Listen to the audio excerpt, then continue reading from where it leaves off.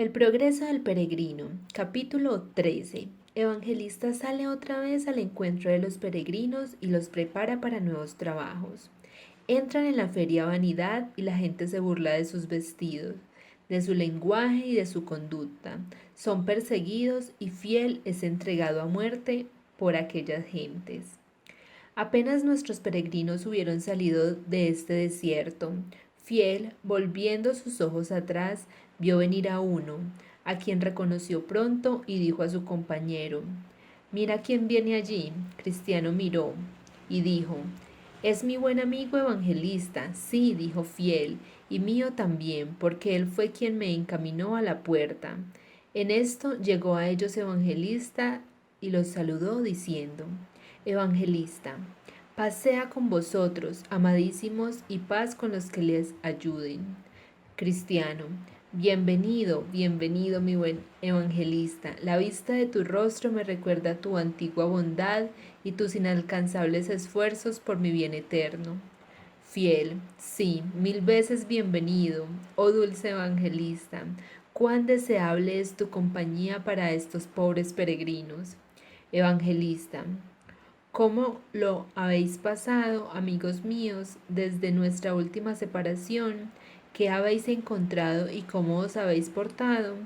Entonces le contaron Cristiano y Fiel cuánto les había sucedido en el camino y cómo y cuán dificultada habían llegado a donde estaban. Mucho me alegro, dijo Evangelista, no no de que os hayáis encontrado con pruebas, sino de que hayáis salido vencedores y de que a pesar de vuestras muchas flaqueras, hayáis seguido en el camino hasta el día de hoy. Y me alegro de esto tanto por vosotros como por mí.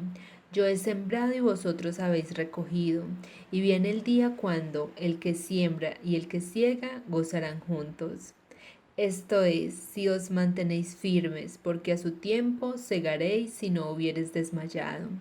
Delante de vosotros está la corona y es incorruptible. Corred de tal manera que la obtengáis. Algunos hay que se ponen en camino para alcanzar esta corona, y después de haber adelantado mucho en él, otro se interpone y se las arrebata.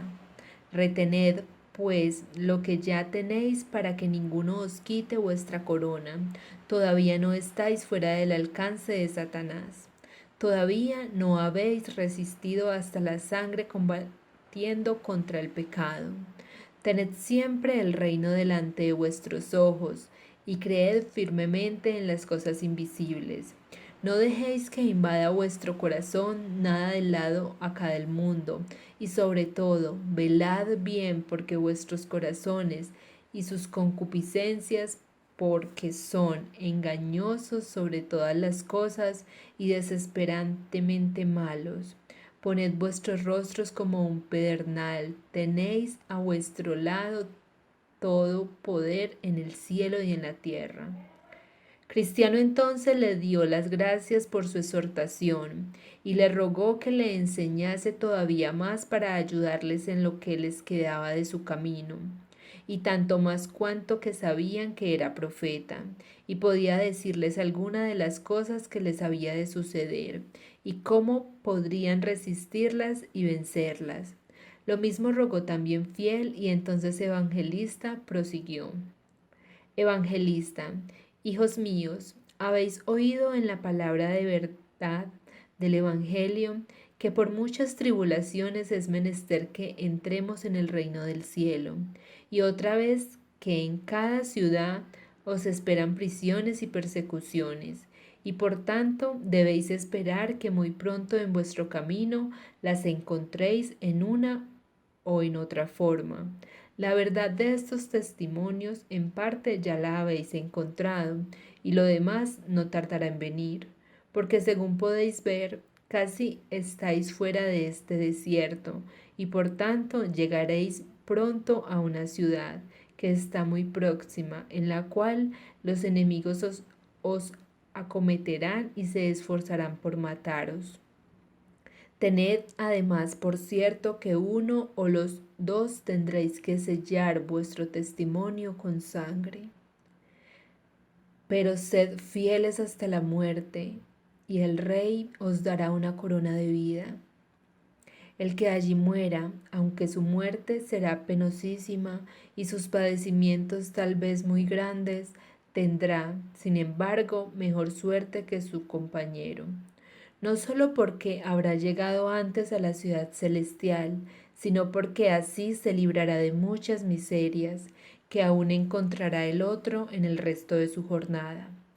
Pero cuando hayáis llegado a la ciudad y encontréis cumplido lo que aquí os anuncio, acordaos entonces de vuestro amigo, portaos varonilmente y encomendad vuestras almas a Dios como a fiel Creador haciendo bien. Entonces vi en mi sueño que apenas hubieron salido el desierto cuando vieron delante de sí una población cuyo nombre es Vanidad y en la cual se celebra una feria llamada Feria de Vanidad, que dura todo el año. Lleva este nombre porque la ciudad donde se celebra es más liviana que la vanidad y también porque todo lo que allí concurre y allí se vende es vanidad, según el dicho del sabio, todo es vanidad. Esta feria no es nueva, sino muy antigua. Voy a declararos cuál fue su principio. Hace casi 5000 años había ya peregrinos que se dirigían a la ciudad celestial, cual lo hacen ahora estos dos. Apercibido entonces Belcebú, Apolión y Legión, con sus compañeros por la dirección que estos peregrinos llevaban, que les era forzoso pasar por medio de esta ciudad de vanidad, se convinieron en establecer esta feria, en la cual se vendería toda especie de vanidad y duraría todo el año. Por eso en esa feria se encuentran toda clase de mercancías, casas, tierras, negocios, colocaciones, honores, ascensos, títulos, países, reinos, concupiscencias y placeres, y toda clase de delicias como son rameras, esposas, maridos, hijos, amos, criados, vidas, sangre, cuerpos, almas, plata, oro, perlas, piedras preciosas y muchas cosas más. En ellas se encuentran también constantemente truhanerías, engaños, juegos, diversiones, alqueienes, bufones, bribones y estafadores de toda especie. No para en esto, sino allí se ven, y eso de balde, robos, muerte, adulterios, falsos juramentos, pero no como quiera, sino hasta los de los colores más subidos. Como en otras ferias de no tanta importancia, aquí se encuentran también varias calles y travesías destinadas a mercancías especiales. Algunas de estas calles y pasadizos llevan el nombre de reinos y países especiales, donde están expuestos géneros peculiares de ellos. Calle de España, Francia, Italia, Alemania, Inglaterra, etc. Pero como en todas las ferias hay siempre un género que prevalece más, así en esta también el de Roma prima mucho. Solo que en la nación inglesa y en algunas otras se ha distinguido bastante con él y tratan de hacerle competencia. Pues bien, el camino de la ciudad celestial pasa precisamente por medio de esta población, y el que quisiera ir a la ciudad celestial sin pasar por ella, le sería necesario salir del mundo. El mismo príncipe de los príncipes, cuando estuvo en el mundo, tuvo que pasar por esta población para llegar a su propio país. Tuvo también que hallarse en la feria y, según creo, el mismo Belcebú era entonces señor de ella y le invitó en persona a comprar de sus vanidades y aún más, le hubiera hecho dueño de ellas con solo que le hubiese hecho una reverencia al pasar por la población. Como era persona de tanta categoría, Belcebú le condujo de una en otra calle y le mostró todos los reinos del mundo en un instante de tiempo por si podía seducir a aquel bendito a comprar alguna de sus vanidades. Pero a ninguna de ellas tuvo apego y salió de la ciudad sin gastar siquiera un céntimo en sus vanidades. Esta feria, pues, es muy antigua y de mucha consideración. Por esta feria era menester que los peregrinos pasasen y efectivamente así lo hicieron, pero apenas se apercibieron de ello, toda la gente y la población misma se conmovió y hubo un alboroto por su causa. Voy a contar las razones de esto. Primero, siendo el vestido de los peregrinos muy diferente del de los que comerciaban en aquella feria, la gente no se cansaba de mirarlos. Unos decían que eran tontos, otros que estaban locos, otros que eran extranjeros. Segundo, y sí, muchos se maravillaban de sus vestidos, no menos se asombraban de su hablar, porque eran pocos los que podían entenderlo. Naturalmente hablaban el idioma de Canaán, y la gente de la feria hablaba el de este mundo. Así que de un lado a otro de la feria parecían bárbaros los unos a los otros. Pero los que más asombró a los traficantes era que estos peregrinos hacían muy poco caso de sus mercancías, ni aun se tomaban siquiera la molestia de mirarlas, y si se les llamaba a comprar, tapándose los oídos, exclamaban: Aparta mis ojos para que no vean la vanidad, y miraba hacia arriba, como dando a entender que sus dependencias estaban en el cielo. Uno, queriendo mofarse de estos hombres, les dijo burlándose: ¿Qué queréis comprar? Y ellos mirándole con ojos serios le dijeron: Compramos la verdad. Esta respuesta fue motivo de nuevos desprecios. Unos se burlaban de ellos, otros los insultaban, otros terceros los escarnecían, y no faltó quien propusiese el apedrearlos. Por fin llegaron las cosas a tal extremo y hubo tan gran tumulto en la feria que se alteró el orden por completo. Entonces se dio parte de ello al principal de la feria, el cual, apersonándose en el sitio de la ocurrencia, encargó a algunos de sus amigos de confianza que examinasen a los que habían puesto en confusión a la ciudad. Fueron llevados pues para ser interrogados. Los que los juzgaban les preguntaron de dónde venían, a dónde iban y qué hacían allí en traje tan extraño. Somos peregrinos en el mundo, contestaron, y nos dirigimos a nuestra patria, que es en la Jerusalén celestial.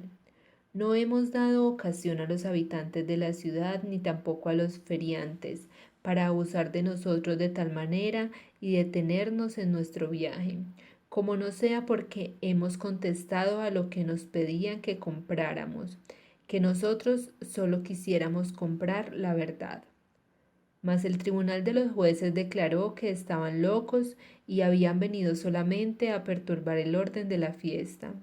Por lo tanto, los prendieron, los hirieron con golpes y llenándolos de inmundicia, los encerraron en una jaula para servir de espectáculo a todos los hombres de la feria. Allí pues quedaron por gran tiempo y fueron hechos el blanco de la diversión, malicia o venganza de cualquiera. El principal de la feria se reía de todo esto, al mismo tiempo que siendo ellos inocentes y no volviendo maldición por maldición, sino antes por el contrario, bendiciones, dando buenas palabras por malas y favores por injurias, algunos hombres de la feria, que eran más observadores y más despreocupados que los demás, empezaron a contener al vulgo y reprenderlo por sus injustificados abusos y atropellos. Mas este irritado se volvió contra ellos, llamándolos tan malos como los de la jaula, e indicando sus sospechas de que eran aliados, amenazándole con las mismas penas. La réplica de aquellos fue enérgica. Nuestros peregrinos, dijeron, son pacíficos y sobrios, a lo que hemos podido ver, y no intentan hacer mal a nadie. Muchos de los feriantes merecían ser puestos en la jaula y en el cepo mejor que estos pobrecitos de quien se ha abusado tanto. Así continuaron largo rato en contestaciones, mientras los pobres presos se conducían con toda sabiduría y templanza, hasta que aquellos llegaron a las manos y se herían unos a otros. Entonces los dos presos fueron llevados de nuevo delante de sus interrogadores, y allí acusados de haber promovido la reciente confusión en la feria. En consecuencia, los apedrearon lastimosamente, les pusieron las cadenas y así, encadenados, los pasearon por toda la feria, para escarnecimiento y terror de los demás, a fin de que nadie tomase su defensa o se juntase con ellos. Pero Cristiano y Fiel se portaron con gran sabiduría y recibían la ignominia y la vergüenza a que se les exponía, con tanta mansedumbre y paciencia que ganaron en su favor unos cuantos de los hombres de la feria, aunque por cierto fueron muy pocos relativamente. Esto exasperó mucho más a los de la otra parte, así que resolvieron la muerte de estos dos hombres, por cuya razón los amenazaron con que, no bastando jaulas ni cadenas, debían morir, y por el abuso que habían cometido y por haber engañado a los pobres de la feria. Así que los encerraron otra vez en la jaula y los metieron en el cepo hasta que se determinase lo que se había de hacer con ellos. Entonces se acordaron estos dos de lo que Evangelista les había dicho, y este recuerdo los confirmó tanto más en sus caminos y sufrimientos, cuanto que ya se les había anunciado. También se consolaban mutuamente con el pensamiento de que el que más sufriere llevaría la mejor suerte, por lo cual ambos deseaban en secreto tener la preferencia, mas siempre poniéndose en manos de aquel que dispone todas las cosas con sabiduría y acierto altísimos. Así continuaron hasta que se resolviese otra cosa. Entonces se concedió tiempo para el progreso y consiguiente condenación. Llegado el día fueron presentados en público y acusados. El nombre del juez era el excelentísimo señor Odio a lo Bueno. Su acusación fue la misma en sustancia, aunque algo variada en la forma. Los cargos que contenía era como siguen: que eran enemigos y perturbadores del comercio, que habían producido conmociones y bandos en la ciudad, y que se habían ganado un partido a sus opiniones peligrosísimas en desacato de la ley de su príncipe. Pidió Fiel la palabra para defenderse y dijo: solo me he puesto al que se me había levantado primero en contra de aquel que es el más superior al más alto. En cuanto a los disturbios, yo no los he promovido, soy un hombre de paz. Los que tomaron nueva defensa los hicieron al ver nuestra verdad e inocencia, y no han hecho más que pasar de un estado peor a otro mejor. Y por lo que atañe al rey de quien habláis, que es Belzebud, el enemigo de nuestro Señor, yo le desafío a él y a todos sus secuaces. Entonces se hizo un pregón para que los que tuviesen algo que decir en pro de su señor el rey y en contra de los reos compadeciesen desde luego y dijese su testimonio, presentándose 3 testigos, a saber, envidia, superstición y adulación, preguntados si conocían al reo y sobre lo que tenían que decir contra él y en pro de su señor el rey. Se adelantó Envidia y habló como sigue. Envidia. Excelentísimo señor, he conocido a este hombre por mucho tiempo y atestiguaré bajo juramento delante de este tribunal que es juez. Esperad, presentad primero el juramento. Hecho esto, prosiguió. Señor, este hombre, a pesar de su buen nombre, es de los más viles de nuestro país, pues no tiene respeto a príncipe ni pueblo, a ley ni costumbre, sino que hace lo posible para infundir en todos sus pérfidas ideas. Por lo general llama príncipe de fe y santidad. Concretando más, yo mismo lo he oído decir que son diametralmente opuestos el cristianismo y las costumbres de nuestra ciudad de vanidad, y que no podían en manera alguna reconciliarse. Por lo cual, excelentísimo Señor, no solo condena nuestros procederes laudables, sino también los que los seguimos. Juez, ¿tenéis algo más que añadir? Envidia. Mucho más podría decir si no temiese ser molesto. Sin embargo, si es preciso, cuando los otros señores hayan dado testimonio, a fin de que nada falte para condenarles, ampliaré mi declaración. Juez, podéis retiraros. Llamaron pues a Superstición y le mandaron que mirase al reo y que dijese lo que supiera contra él y a favor del rey. Tomáronle entonces el juramento y empezó así. Superstición, excelentísimo señor, no conozco mucho a este hombre ni tampoco lo deseo. Sin embargo, esto es lo que sé. Por una conversación que tuve con él en esta ciudad, que es muy pernicioso, le oí decir que era vana nuestra religión y tal que con ella nadie podía agradar a Dios, de cuyo dicho sabéis muy bien lo que necesariamente se desprende, a saber, que todavía ofrecemos culto en vano, que estamos todavía en nuestros pecados y que por fin hemos de ser condenados. Esto es lo que tengo que decir. Entonces se tomó el juramento a adulación y se le mandó decir lo que supiera contra el reo. Adulación. Excelentísimo señor, y vosotros señores que formáis parte del tribunal, conozco ya de mucho tiempo a este acusado y le he oído decir cosas que nunca deben decirse, porque ha injuriado a nuestro noble príncipe Belcebú y ha hablado con desprecio de sus ilustres amigos el señor hombre viejo, el señor deleite carnal, el señor comodidad, el señor deseo de vanagloria, el anciano señor lujuria, el caballero gula, con todos los demás de nuestra nobleza. Ha dicho además que si todos los hombres pensasen como él, a ser posible no quedaría ni uno de estos nobles en la ciudad. Mas aún no ha reparado en injuriar a su señoría, que ha sido nombrado el juez, llamándole bribón, impío, con cuyos términos y otros igualmente injuriosos y despreciativos ha vilipendiado a la mayor parte de los personajes ilustres de nuestra ciudad. Cuando Adulación hubo concluido su deposición, el juez se dirigió al reo, diciendo: Vamos, renegado, hereje traidor, ¿has oído lo que este respetables señores han testificado contra ti? Fiel, ¿se me permite decir unas cuantas palabras en mi descargo?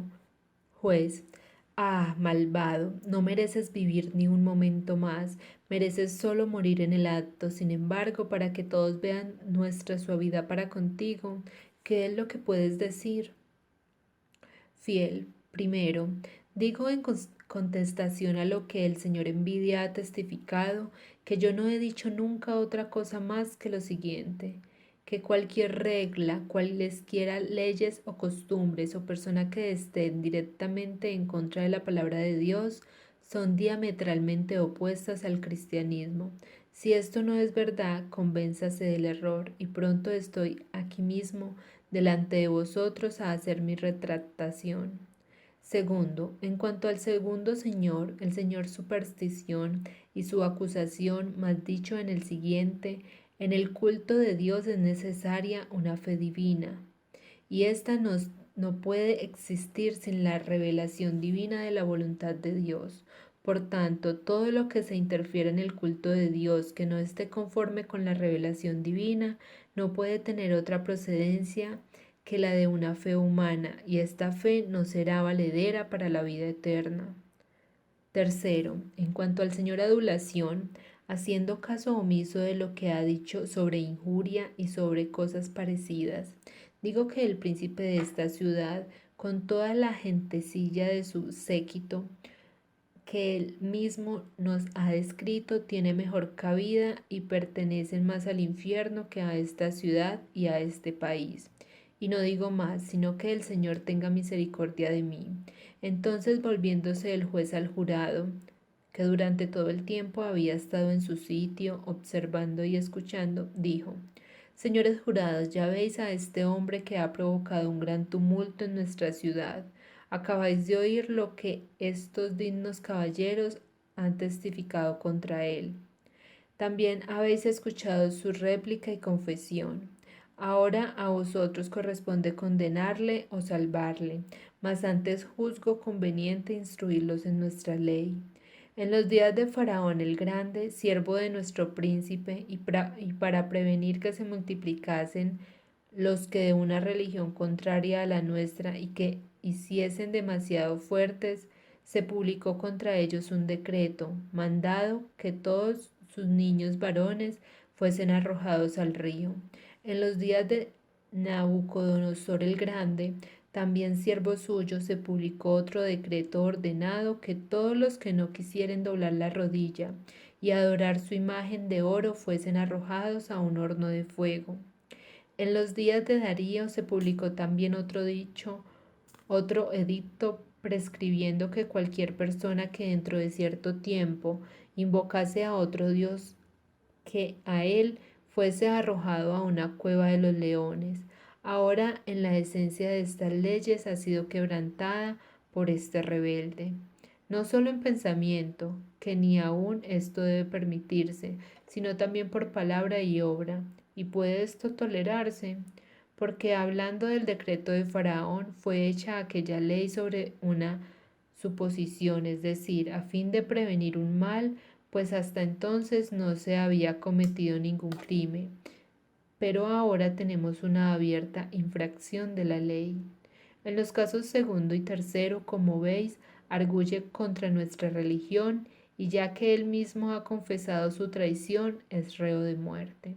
Entonces se retiraron los del jurado cuyos nombres eran respectivamente ceguedad, injusticia, malicia, lascivia, libertinaje, temeridad, altanería, malevolencia, mentira, crueldad, odio a la luz e implacable. Cada uno de estos dio indudablemente su opinión en contra de él y después acordaron por unanimidad declararle culpable ante el juez. Primeramente dijo Ceguedad, que era presidente del jurado. Veo claramente que este hombre es un hereje. Fuera del mundo semejante bribón, dijo Injusticia. Sí, añadió el señor Malicia, porque aborrezco su mismo aspecto. Por mi parte, nunca le he podido sufrir, dijo el señor Lascivia. Ni yo, confirmó el señor Libertinaje, porque siempre se empeñaba en condenar mi modo de vivir. A la horca con él, dijo el señor Temeridad. Es un miserable, añadió el señor Altanería. Mi corazón se subleva contra él, dijo el señor Malevolencia. Es un pillo, dijo el señor Mentira. Se le hace demasiado favor con ahorcarle, dijo el señor Crueldad. Despachémosle cuanto antes, dijo el señor Odio a la Luz. Y para concluir, dijo el señor Implacable, aunque se me diera todo el mundo, no podía reconciliarme con él. Declarémosle, pues, en el acto digno de muerte. Y así lo hicieron. Sin pérdida de tiempo se le condenó a ser llevado al lugar donde había estado en un principio, y allí ser ajusticiado con la muerte más cruel que se pudieran inventar. Le sacaron pues para hacer con él según la ley de ellos, y primero le azotaron, luego le abofetearon, le cortaron la carne con cuchillos, después le apedrearon y le hirieron con sus espadas, y por fin le redujeron a cenizas en una hoguera. Tal fue el fin de Fiel. Más adelante de la multitud vi un carro con 2 caballos que le esperaban, y tan pronto como le despacharon sus adversarios, fue arrebatado en él por las nubes. Al son de trompetas, caminó derecho a la puerta celestial. En cuanto a Cristiano, dilataron su castigo y le volvieron a su cárcel, en donde permaneció todavía algún tiempo. Pero aquel que todo lo dispone y tiene en sus manos el poder sobre la rabia de ellos, dispuso que Cristiano escapase otra vez. Entonces él continuó su camino cantando. ¿Con qué valor, oh fiel, has profesado tu fe en Jesús? ¿Con quién serás bendito, mientras sufre el incrédulo obstinado la pena que merece su delito? Tu nombre por morir, cual buen soldado, con letras indelebles sería escrito, y si el mundo para el mundo mueres, gozas eterna vida de placeres, placeres, placeres, placeres.